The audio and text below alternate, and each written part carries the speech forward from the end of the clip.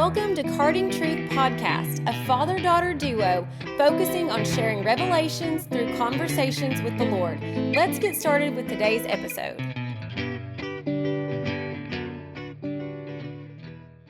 Welcome to Carting Truth Podcast. I'm Lindsay here with my dad Shane, and if you follow our YouTube channel, you know that we do a lot of end times podcasts. We have done Who is the Antichrist? We have done the false prophet. When is the time of Jesus coming? The Day of the Lord, and several others. Today's podcast is going to be right in relation to that, and it's going to be specifically on what the Jews do that allows the Antichrist to have power.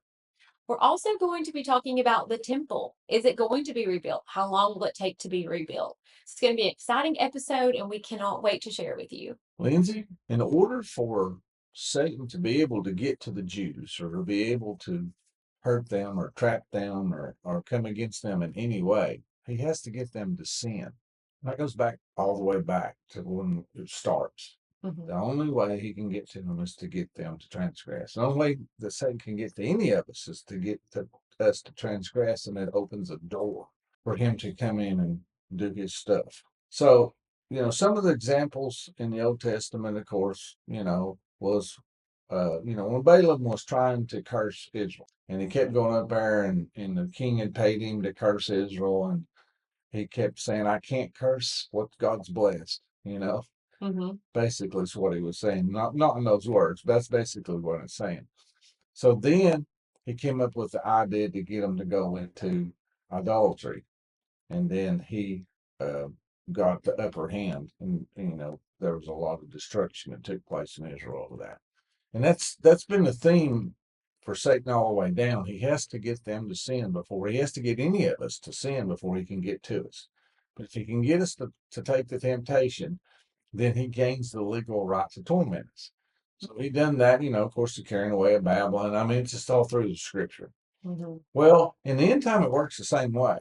He has to get them to sin, and there's a perfect storm coming. It's amazing to me, and once we go over it, it'll be amazing to you too, as to what he is doing to even get power. Now he gets 42 months of power according to Revelation 13. Right, okay.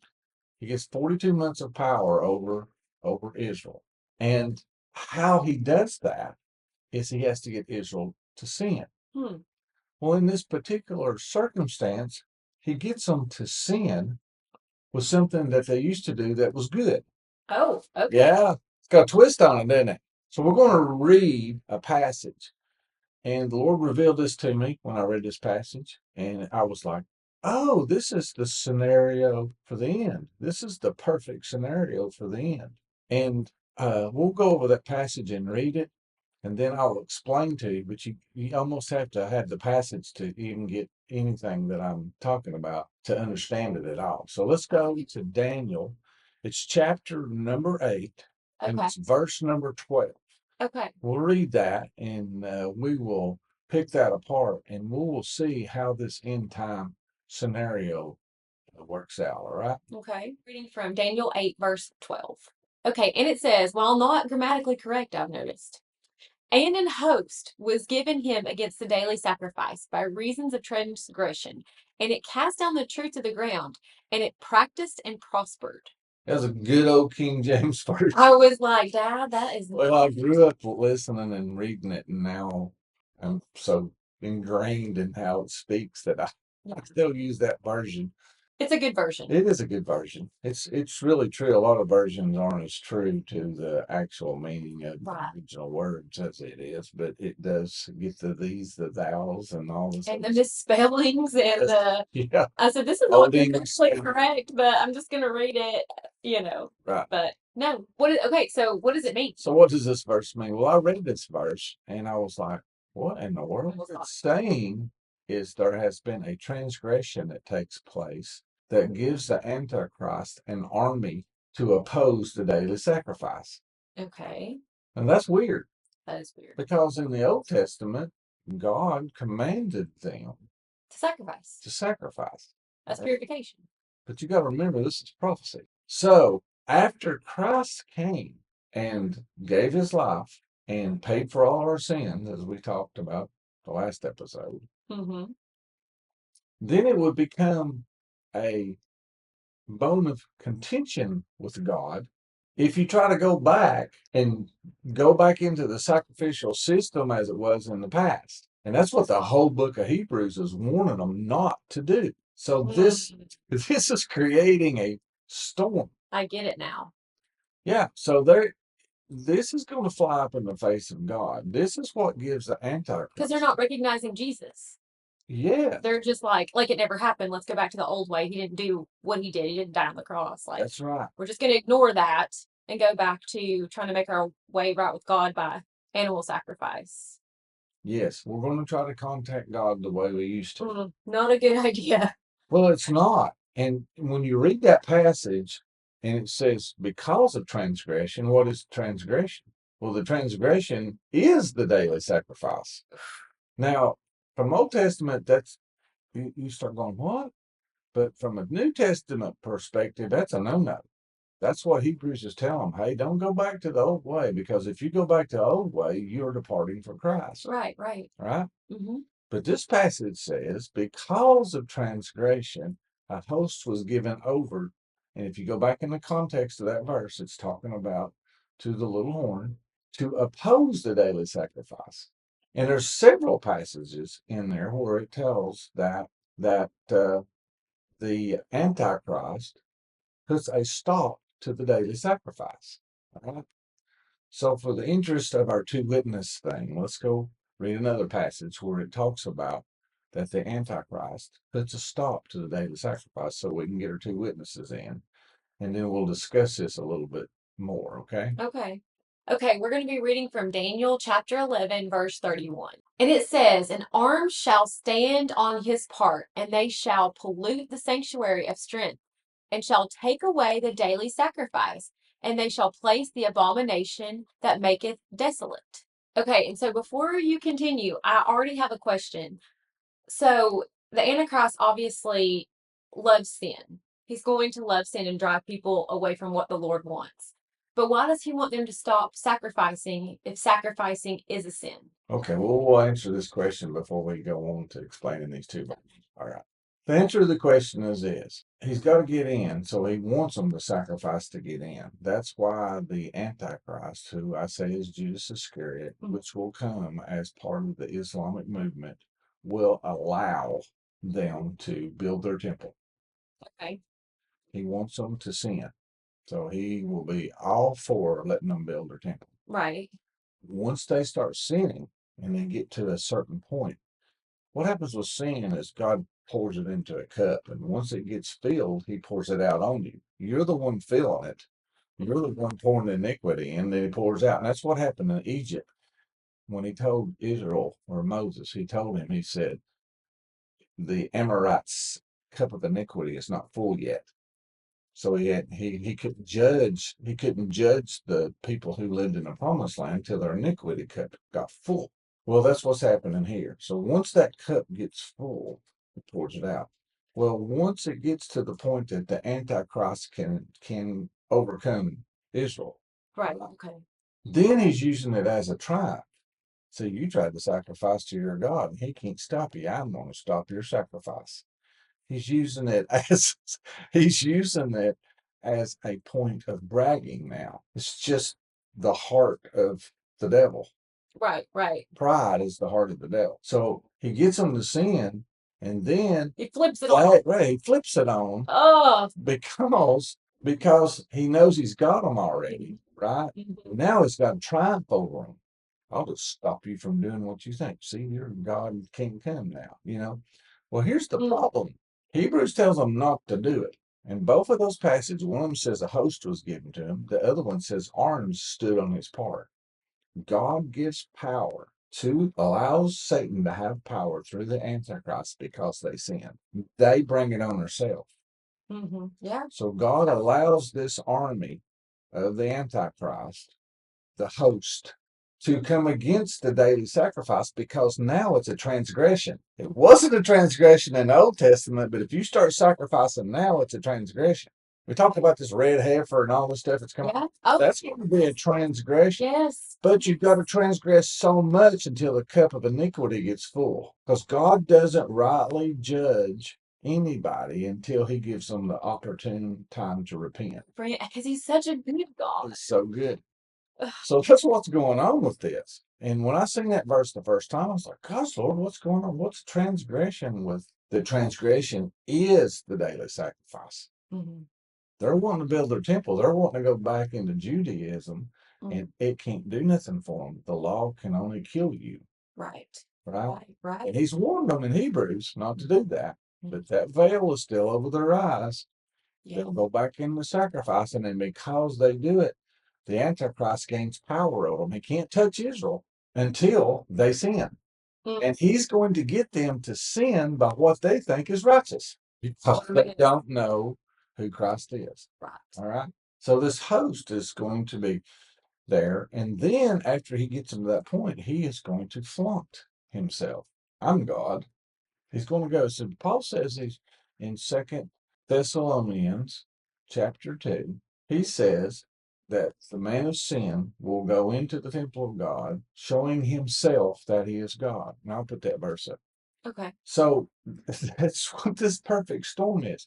So what's happened? The Antichrist will allow them to sacrifice so he can get to them, right? Mm-hmm. So the Muslims, he will be power. The Muslims are controlling the Temple Mount. So how will the Muslims allow them to start sacrificing and build their temple? That's what I'm saying. There's been a fight over the Temple Mount for ages. Well, if he comes as the Mahdi, as their leader, as their promised one, he'll have power over them. And he will allow this to happen. And the reason he's allowing it to happen is so that he can get a foothold on them. It's so that he can overcome them because he can't touch them. Even Antichrist can't touch them during the first 3.5 years. He can't touch them. Right. He don't have power over them. He don't get his power but for 42 minutes, and that's the last half of the week, the last 3.5 years of the tribulation, which is the tribulation. Mm-hmm. What gets him that power is he gets them to start sacrificing. It's a perfect storm.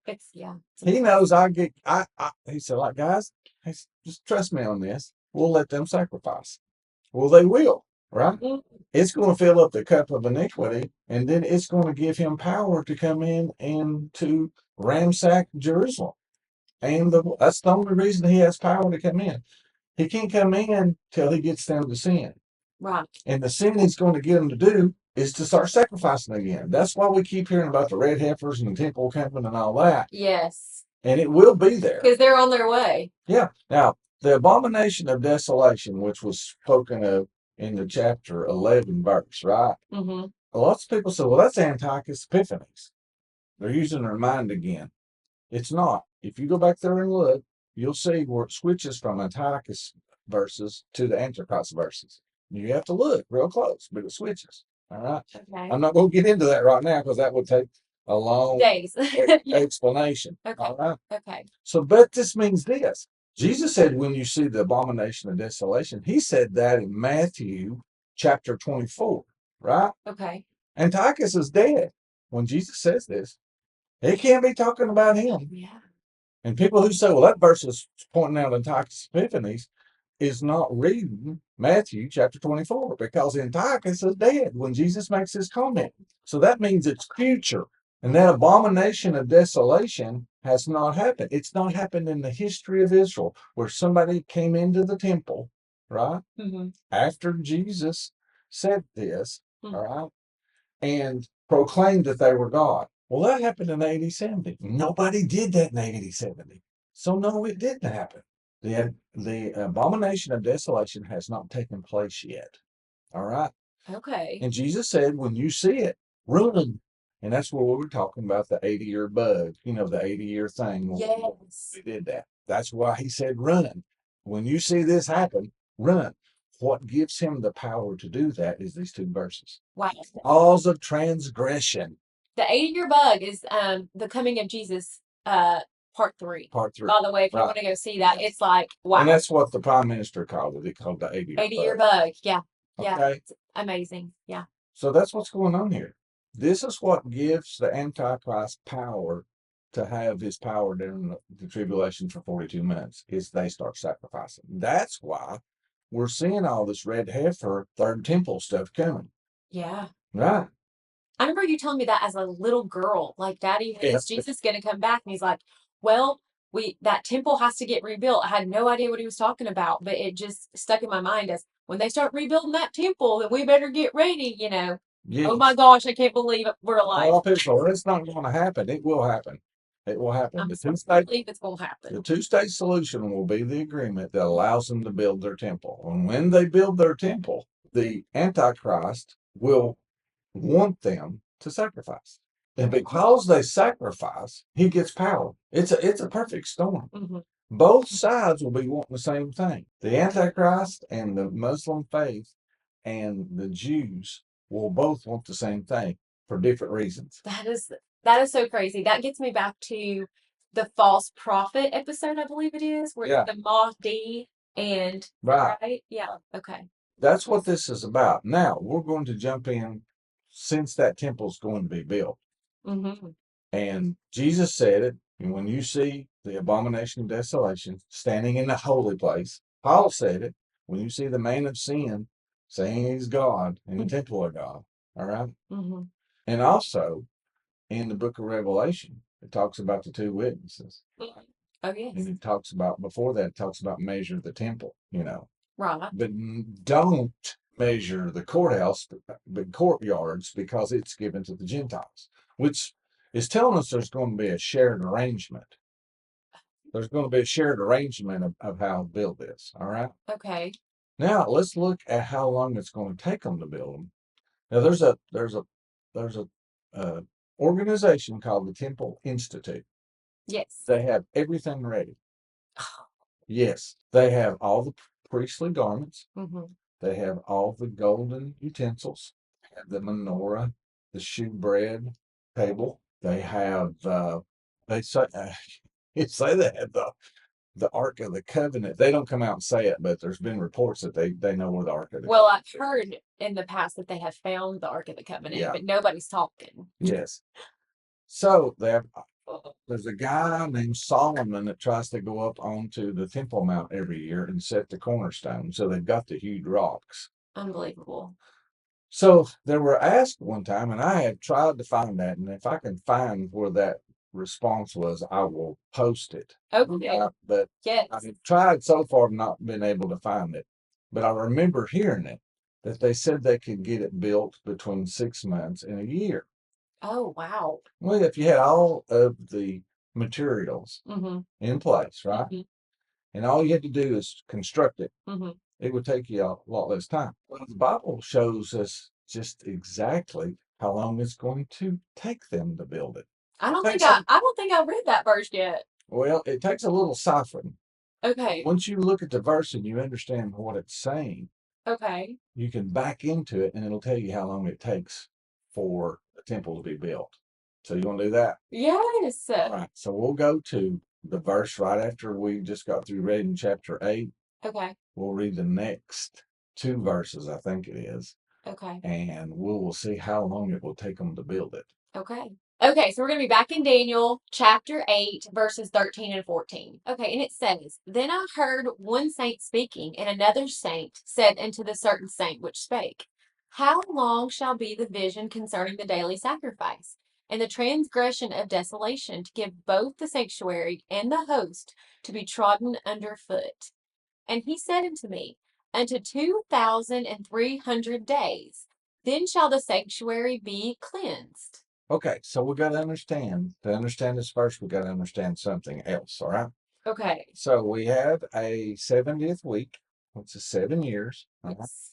That's 1,260 days and 1,260 days. All right. Okay. The first three and a half and the second three and a half. Right. Now, Daniel adds 30 more days towards for the end part. All right. The 1,290 days. Okay. There's a reason he does that. All right. We will explain why he does that in another episode. Oh gosh. Okay. When we go over the trumpet judgments in Revelation, we'll explain why that 30 days is there. There is a reason for it. All right. Okay. So if you take 1,260 and 1,290, you come up with 2,550 days total. Okay. All right. So let's go back to the passage and see what the angel says in the passage of how many days something's going to take place. All right. Okay. All right. Then I heard one saint speaking, and another saint said unto that certain one which spake, how long shall be the vision concerning the daily sacrifice? So the daily sacrifice is the starting point, and you can't have a daily sacrifice without the temple. So this is the starting point of the period of time he's fixing to explain. And the transgression of desolation. That is the abomination of desolation that Jesus was speaking of. And that was the abomination of desolation that Paul was speaking of. To give both the sanctuary and the host to be trodden underfoot. That happens at the end. So from the time that the daily sacrifice starts till the time that it's all trodden down underfoot. This is the time frame that the saint is fixing to tell us about. All right. And he said unto me, until 2,300 days, then shall the sanctuary be cleansed. So after 2,300 days, the sanctuary will be cleansed. The trodden of the foot will be over with, and the sanctuary will be cleansed. All right. So it's how many days? It's 2,300 days. Now you've got to pay attention to the word days here. It is not the word yom. It is the word Arab, and it means morning and evening. It is not prophetic, it is specific, morning and evening. This is 2,300 morning and evenings. It is not prophetic in its speech at all. It is specific. This is morning and evenings. So when Sir Isaac Newton tried to figure out some things using a day equals a year and applied it to this verse, he did not take into consideration that it is not Yom, it is Arab, morning and evening. All right. Okay, so if you take 1,260 days where the two witnesses are preaching, right? Okay. And that's the ending of the gospel, and that happens in Revelation 11. So Okay. they preach for 1,260 days. That closes out the gospel. That's when Jesus said, when the gospel is published, and they're the one that publishes it. And by the way, they couldn't do that if there wasn't satellite TV because the whole world couldn't see them, and the Bible says the whole world sees them. So you would have to have satellite to do that. But Okay. anyway, that's Bonus. bonus material. All right, so you got 1,260, and then the last half is the 42 months wherein the beast has power over the whole earth. Okay. Daniel adds 30 more days, and the reason he does that, we will discuss in another podcast, the Trumpet Judgment podcast. When we do that, Okay. those extra 30 days will show up for a reason. All right. So if you take 1,260 and 1,290, add them together, you get 2,550. You subtract that, you get 250 days it takes for them to build. All right. If you take the 250 and you divide it by 30 days, all right, Okay. according to the solar calendar that originally was there, Okay. you get 8.3 months. And that's the time frame that I heard on one of the interviews that they said that they could build it between 6 months and 12 months. 8.3 right in the center. But this verse is telling us it's going to take them 8.3 because the temple has to be there. Mhm.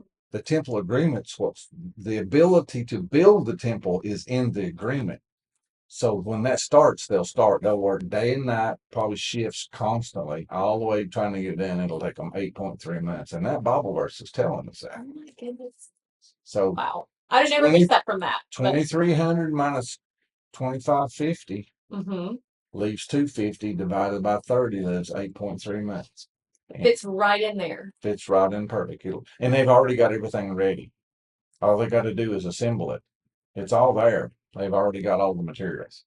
So doing it in 8 months won't be a problem, especially with the heavy machinery and all that we have now. Yeah. And the fact that they'll work night and day because they're looking for this. Right. Unfortunately, it'll be the very thing that'll cause the Antichrist to have power.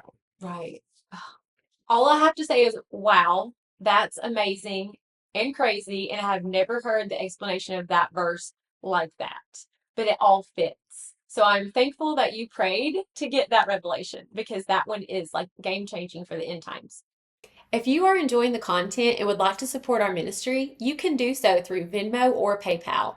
Our handle is @CardingTruth or use our QR code. We want to thank you guys for hanging out with us today. We hope that you like the content, subscribe, and click that bell to get notifications on our new videos. We appreciate you guys tuning in with us. Please leave us a comment, questions, anything you want us to talk about, or anything that you wanted to add. And we love to read your comments and to get back to you. And until next time, be blessed.